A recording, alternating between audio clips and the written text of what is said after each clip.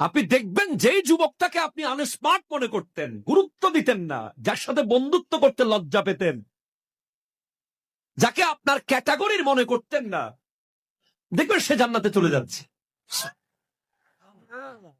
যাকে আপনি কোনোদিন পাত্তাই দেন নাই, খ্যাত মনে করেছেন, খ্যাত, যার সাথে পাশাপাশি বসতে ইনসাল্ট ফিল করতেন, সে জান্নাতে চলে যাচ্ছে। আপনি বড় মালিক, ব্যবসায়ী, আপনার ড্রাইভার জানা চলে যাচ্ছে। দেখবেন আপনার ঘরের কাজের লোক চলে যাচ্ছে জান্নাতে, আপনি দাঁড়িয়ে আছেন। আপনি প্রশ্ন করবেন, কিরে তুই এমন কি করতি?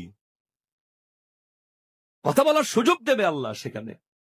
সে বলবে, স্যার আপনাকে সারাদিন ডিউটি করার পরে রাতে একটু 2 রাকাত তাহাজ্জুদ পড়তাম।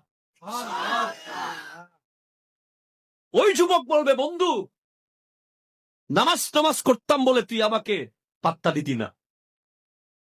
অনেক যুবক সমাজে আছে না, যারা মাহফিল করে, খালি মাহফিল করে, নামাজ করে, আছে না? তাদেরকে অনেকে আবার ইনস্টল করে বলে, এই এত হুজুরগিরি দেখাস কেন?